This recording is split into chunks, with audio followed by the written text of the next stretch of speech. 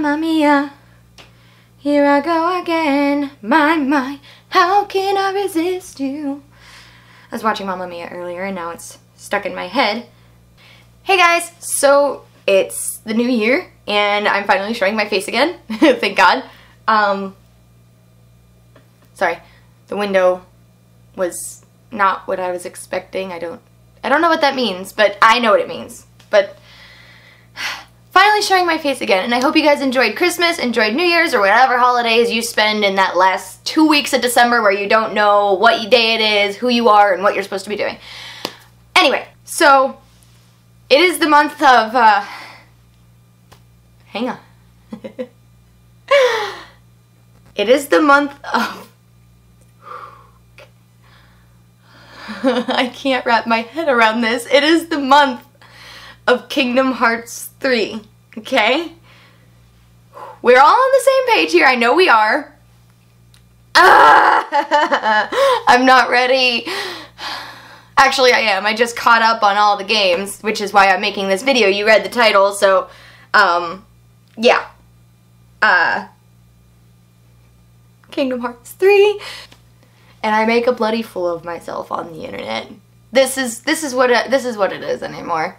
I'm just a downright fool. So, seeing as it is 17 days until Kingdom Hearts 3, and I'm actually caught up on all the games, finally. It's only been 15 years. Holy crap, I had all my numbers messed up. Whatever, it's been far too long. I'm finally all caught up. I've played and completed every game. Well, okay, I'm gonna get a little bit more into detail, but I am completely caught up. I have seen the whole story. I've looked up the secret endings because, my God, I do not play these games on critical mode. I love Kingdom Hearts too much for it to be ruined by playing it on critical mode. I thought I'd go through the list of the games that I have played now and tell you my opinion. I cannot stress you that enough. My opinion of the worst to the best Kingdom Hearts games in the entire series released so far. I cannot stress enough, this is my opinion. Y'all going crazy in the comments already, I know it, whatever. Go ahead. Now,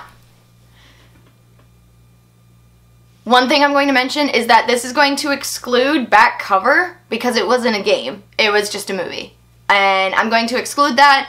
It was really just a prequel of a prequel of prequel, right? Because Kingdom Hearts Birth by Sleep is a prequel. Kingdom Hearts Unchained X is a prequel of that. Unchained Key, sorry. And then back cover is a prequel to that. So it's a prequel of a prequel of a prequel. Right? Yeah. Yeah.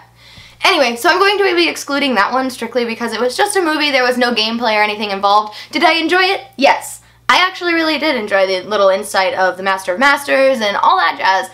And there were different characters, which was something really nice. And each character, even though they weren't on screen, well, they were on screen a pretty decent amount of time, but even though the characters didn't have much going on, they all had a specific characteristic about them that stood out, and I think they captured it very well.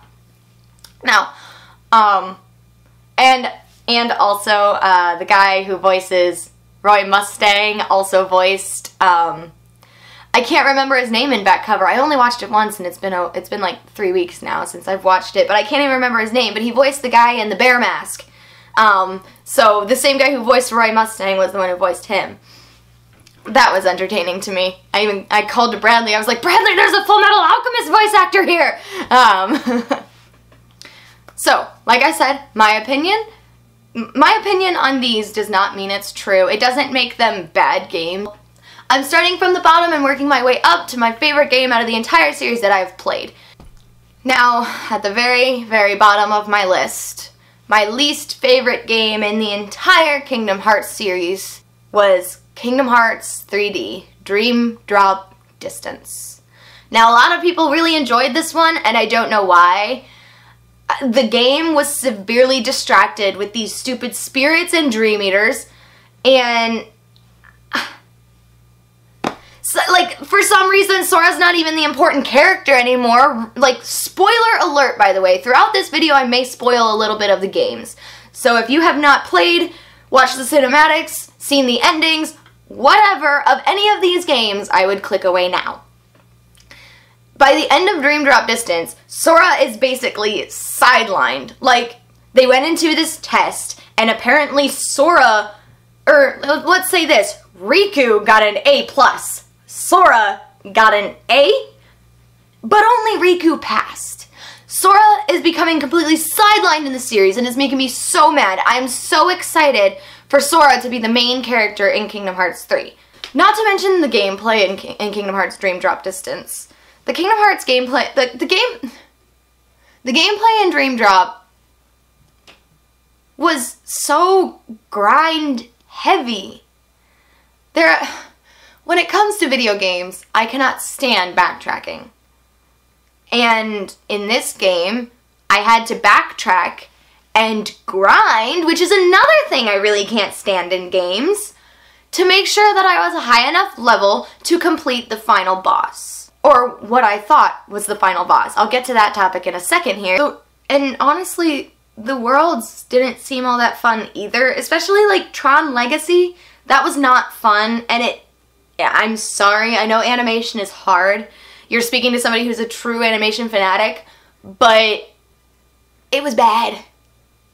Tron's world, the grid, it was bad. And then Three Musketeers, we already know who Goofy and Donald are, and Three Musketeers kind of turned their character around to what they were in that Three Musketeer movie, and I didn't like it. It's not who they are in Kingdom Hearts. Or like, and I love Traverse Town. Traverse Town is one of my favorite worlds.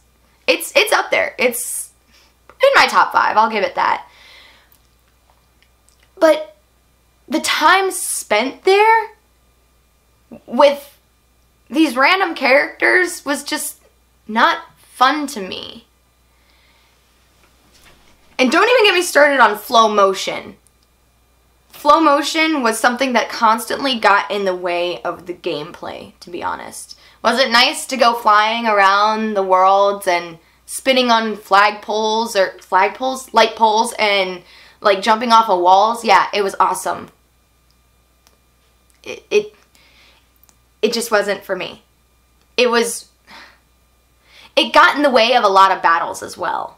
Because once you start it, you can't, like, cancel it. Or at least, I never figured out how to cancel it. Watch. Somebody's going to tell me that there is a way to cancel it in, a way to cancel flow motion in the game that I just never knew about. Which is highly possible. I don't pay close enough attention. Also, along with the flow motion, kind of leads me into reality shifts. The reality shifts in the gameplay really didn't do anything for me. It was kind of cool in some of the battles, like the battle with Tron. What's his name? Tron in the grid? I don't know, the possessed Tron or the recoded Tron. Whatever he was, there was a point in time where he did something to your game to like flip the screen on you, and you could reality shift to fix it. It's like, oh yeah, that was a really cool incorporation of reality shift, but it was never, I don't think it was ever done again. I said there was something I was going to get back to in a second, and I forget what that was. The bosses! Okay, this is another thing. This game did not know when to end. I knew right off the bat whenever I entered this battle with Sora that this was the final battle. So when I died, I was kind of okay with it because I knew I wasn't to the final battle with Riku yet. So I jumped in and grinded beyond all heck to be able to beat this battle. Now, if you don't know which battle I'm talking about the Nightmare Shadow Hooded guy. I can't remember what the entire name of him was, but he was like a nightmare slash shadow slash organization character, and he was a okay, I'm gonna leave it there. And he was a pain. So, you know, I beat him, and cutscene comes in, and it's like, oh, okay, there's another stage after this. Okay, I'm used to this. Kingdom Hearts games usually have one stage after another of boss battles. I'm used to this. This battle was super easy. And then, literally, and then this next cutscene was, it was literally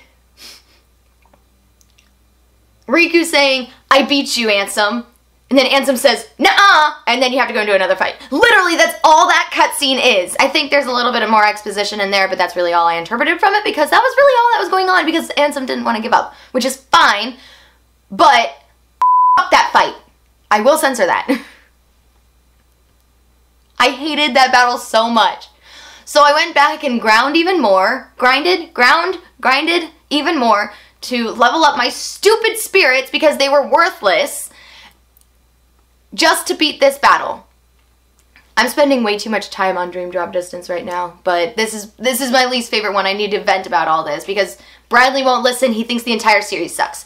Anyway, ignore that. I know Bradley's opinion is,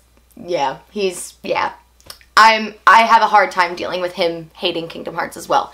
Anyway, then you beat your final boss, or Riku's final boss, and then Sora beats his, so you think the game's over. No, there's another boss battle for Riku. You gotta fight another boss. Can't remember what it was, though. It was Ventus. No, not Ventus.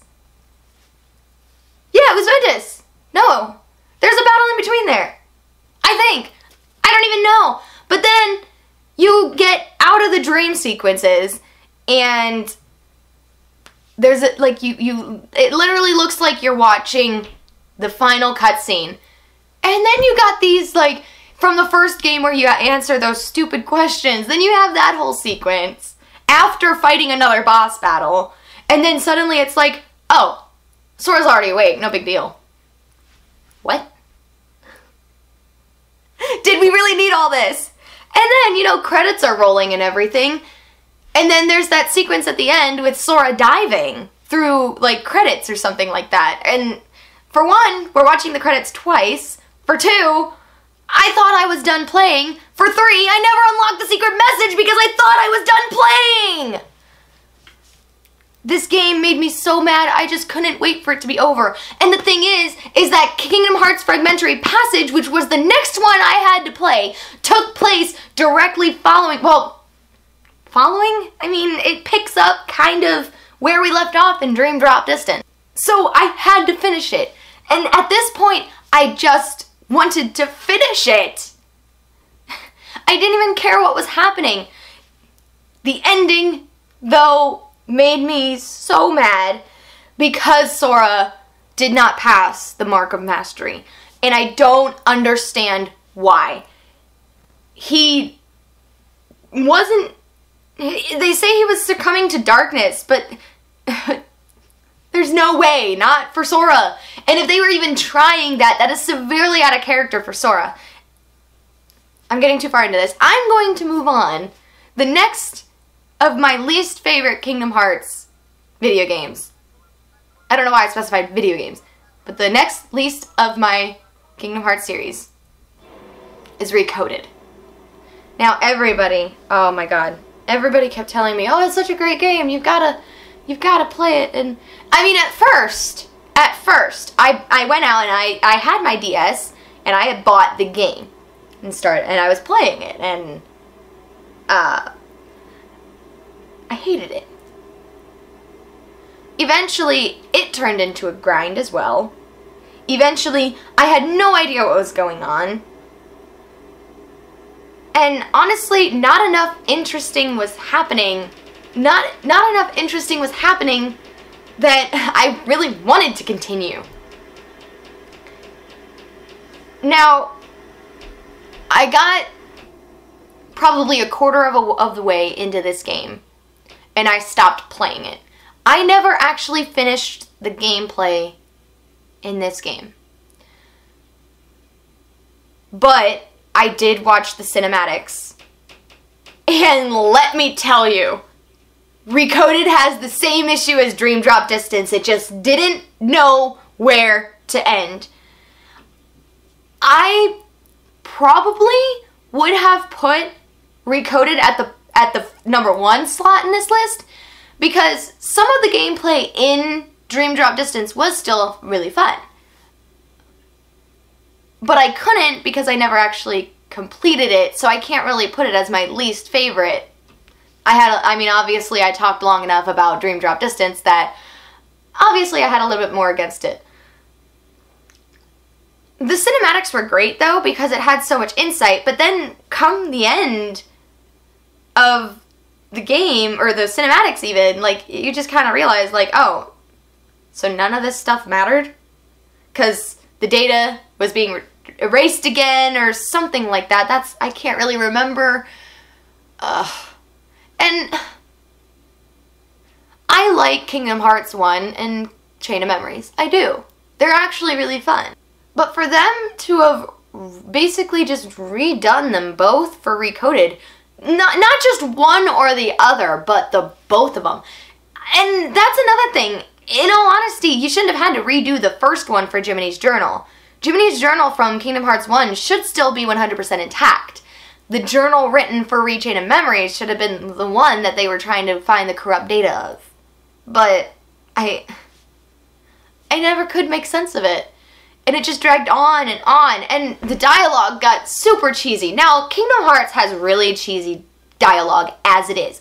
I am completely aware of that. You've got Disney characters. It's going to be cheesy. You've got Sora. Sora is just cheesy. Okay? I get it. But this one, holy crap. Holy crap. It got bad. And like when you're sitting there watching the cinematics, you don't have these breaks in between where you have battle sequences or anything. You're just like cringing because it's so cheesy. And then it just continues being cheesy because the cinematic doesn't stop. So you're just in this constant state of cringe. And that was actually the first cinematic that Bradley had watched. So that's why he has so much against Kingdom Hearts. Because it was so cheesy and he just couldn't look past it, I guess. Now the next one on my list is like the one I probably like a little bit more than which one? Recom? No, Recoded. I almost said Recon. I knew I was going to say that too.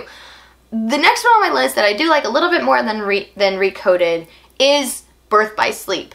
Now, it is in the lower half of this list for a reason. For one of the similar reasons as to why I couldn't stand Dream Drop Distance is because it was such a grind. Now, I know why a lot of them became grinds, because they were on the handheld systems. Now, to elongate the gameplay, they would have put it as there were these bosses that were progression in the story that were a little bit higher leveled, where you had to have more gameplay, i.e. grinding, to level up your character to be able to proceed.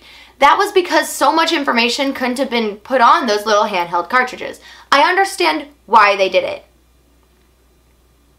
But that doesn't mean I have to like it.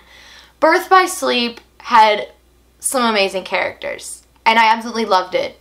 And the different storylines with each one was really great as well. Now, I actually never completed all 3 storylines. I was never able to complete Aqua's because I got so fed up with the grinding. I did complete Ventus's and never played Terra's, but I looked up the cutscenes and everything little by little. So I mean, I know what all's going on, and I absolutely love the story, and I love the characters, and I like that it kind of fills in some, like, cool information of something that happened from before Kingdom Hearts 1. But there was a piece of me that was severely bothered when this game was released. Was that there was more than one Keyblade wielder. Now, in the history of Kingdom Hearts, it makes sense that there are more. Again, doesn't mean I have to like it. Because in the first Kingdom Hearts, the Keyblade was what chose Sora. Or at least that's how it was explained. So, then, when Roxas was introduced, Roxas could wield the Keyblade as well. Because they were 2 halves of a whole. Roxas was his nobody. So it made sense in that sense as well. But then when Birth by Sleep came out, you had these other Keyblade wielders whom the Keyblade didn't choose, but the ability was passed on to them? That's just a little thing in my head that kept me from really liking this game. But like I said, the characters were great, the stories were great, but it was such a grind. And like my brother was raging while he was playing this game because he plays them on critical. I do not. I play them on just standard mode. Because it's enough of a challenge for me at the same time as I can just kind of fly through the story because that's what I play Kingdom Hearts for anyway. But my brother really started raging, especially in, not Space Paranoids, Stitches, when you're on the spaceship, Deep Space.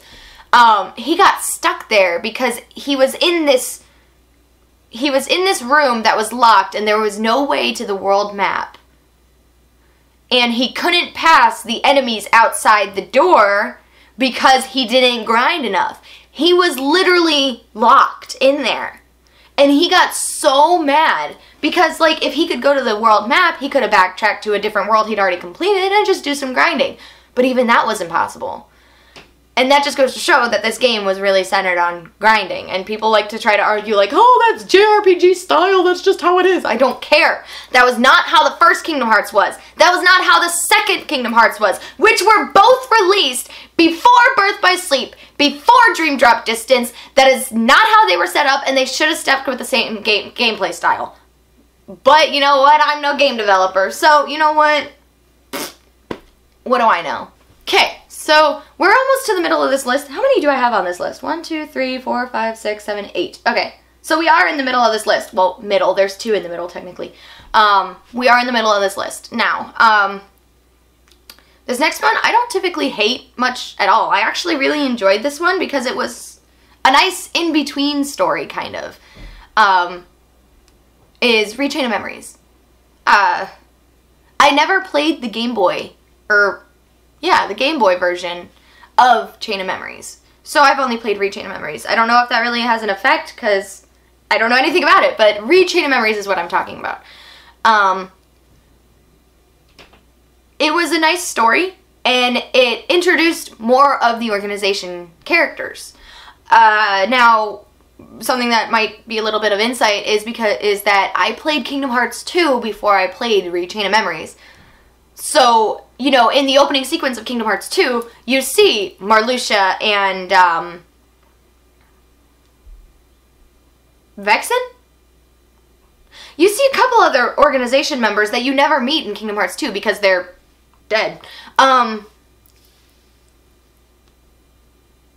So it was nice to have other characters from Organization 13 that you haven't met yet. I did enjoy the characters. One of the biggest things I had against Rechain of Memories was that the lip syncing was off. The voiceover was never really synchronized with the moving of their lips or something. I don't really know. And even Bradley agrees with me. Like, it's really hard to stay immersed when there's something that obvious going on. And like when Kingdom Hearts is like 80% cutscenes, you'll see it and it does affect it. Now, the reason that this game is lower on this list is because I'm not really a strategic game player. And this one isn't heavily strategic, but the time that it takes to set up your decks, you know, the cards that, like, if you, like, you learn new abilities that say, like, if you have 3 cards in a row all over 20 or all equaling 20 or something like that, or if you have 3 cards in a row that are all the kingdom key or all the same key or something like that, it does a specific attack, which is cool, but my deck was never big enough to be able to do it.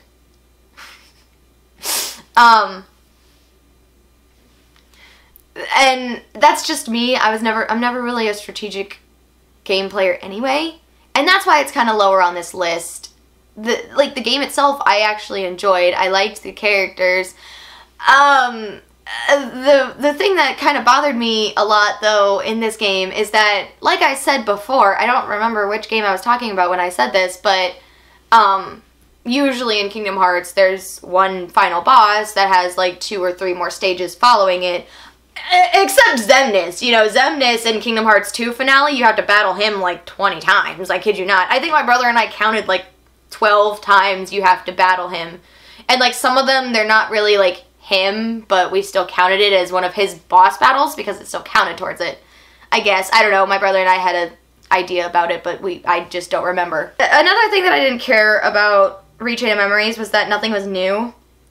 I never got to revisit. I mean, you were revisiting worlds that you've already done, and I guess you could use that argument for like Kingdom Hearts 2 and things like that. But because, you know, you go back to Olympus Coliseum, which we're doing in Kingdom Hearts 3 again.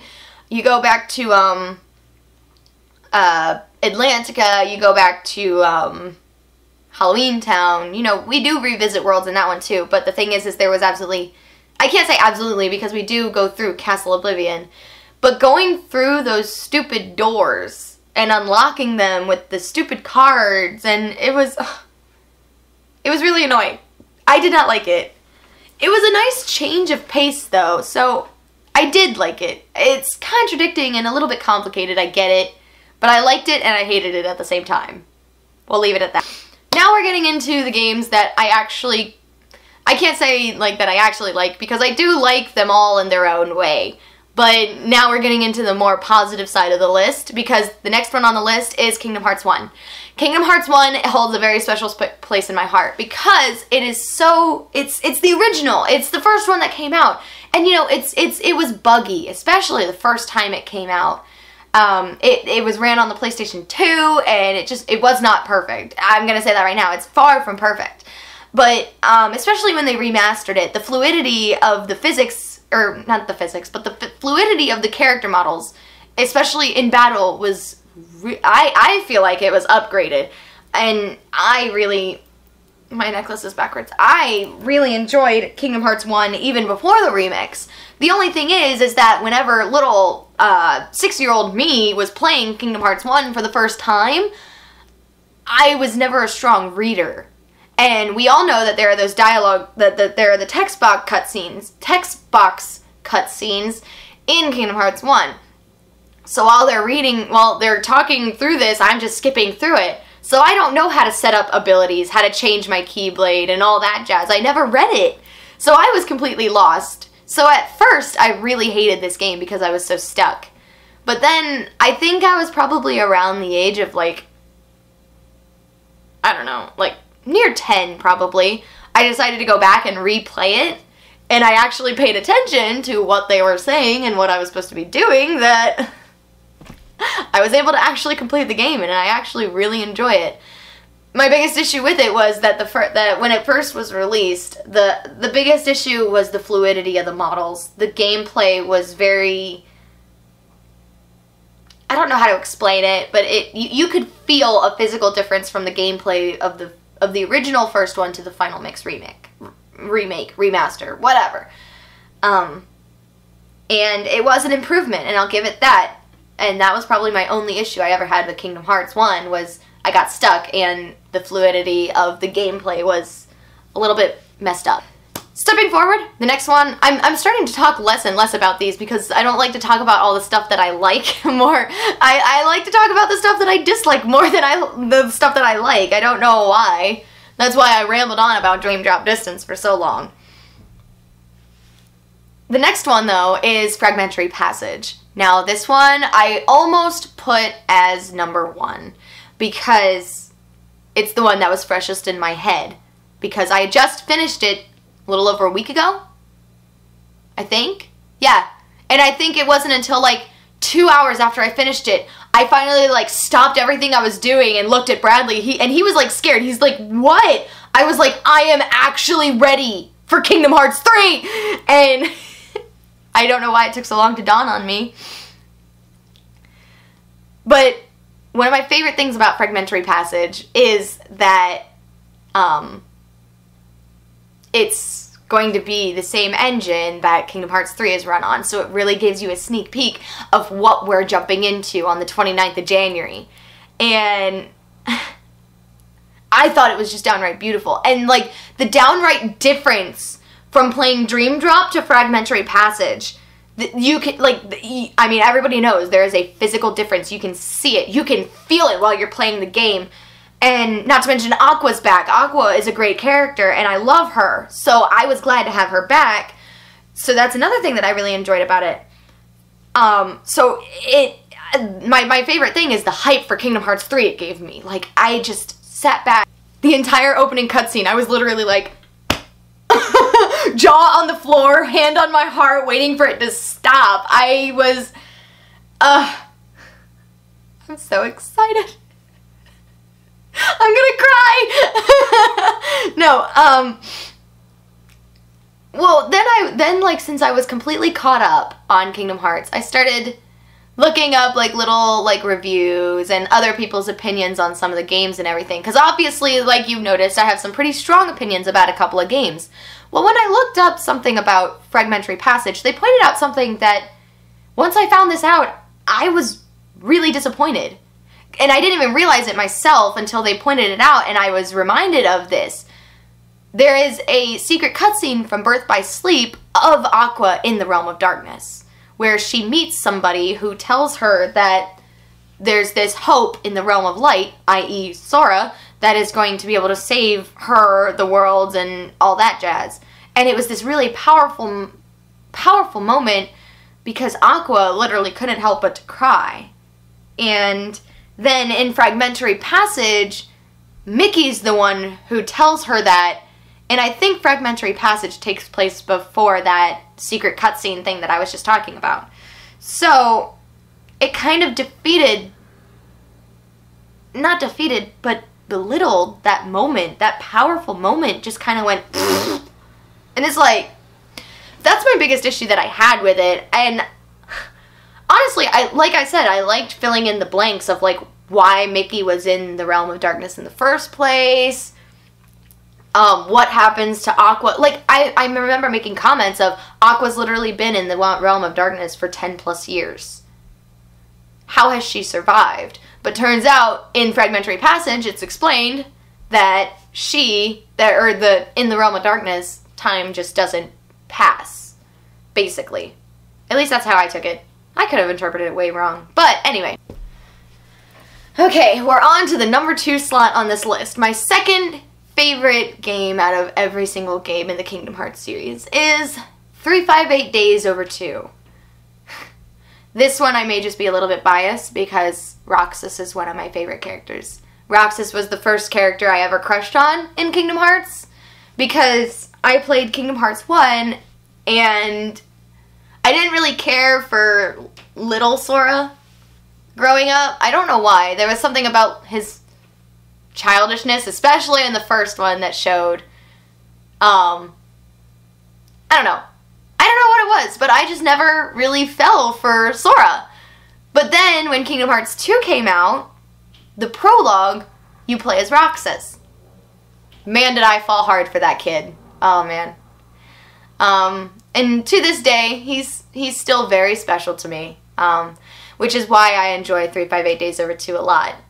The ending got me so hard, too. I remember I was really raging at the game as well because I was having a hard time with the final battle, you know, with Xion, and I was having a hard time with it, but when I finished it, I remember I went from rage to just, like, my heart drops and everything because of Roxas's reactions and what was happening and everything. Not to mention Axel. Axel's one of my favorite characters in the series as well.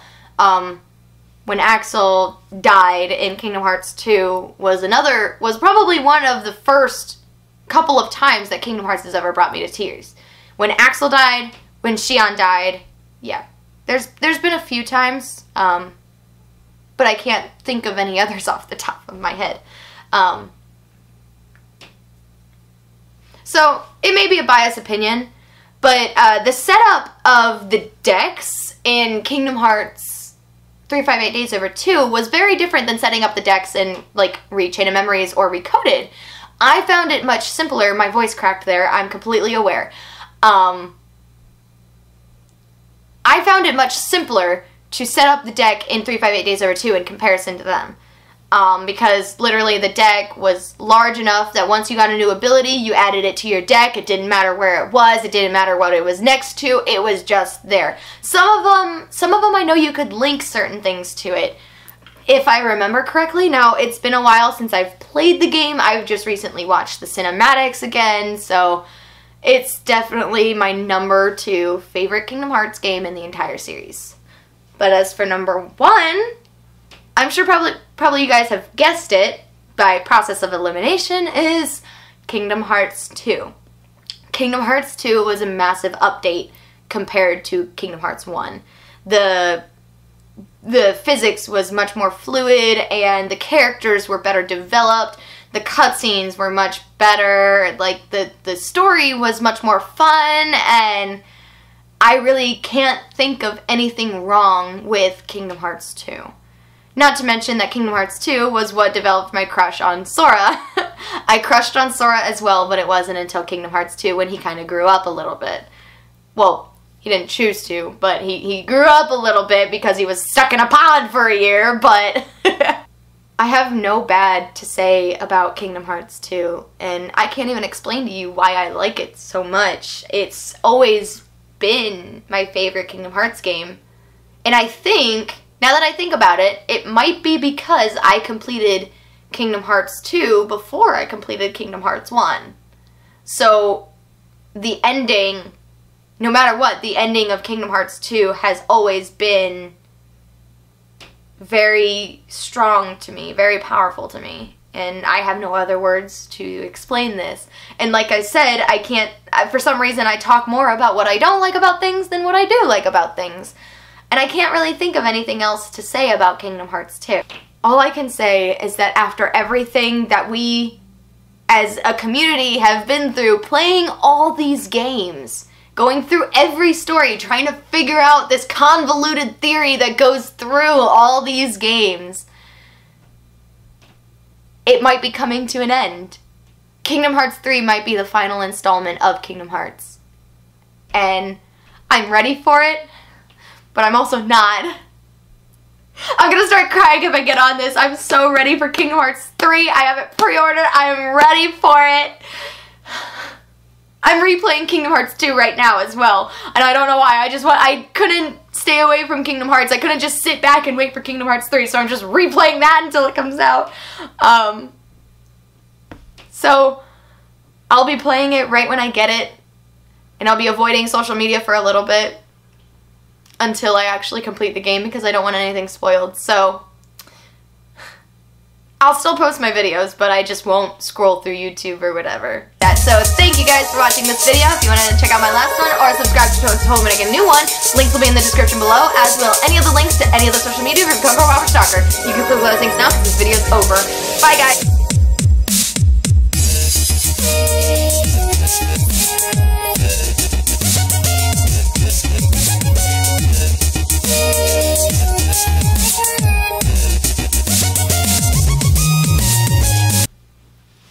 First try, and the entire time I felt like I was swallowing an egg.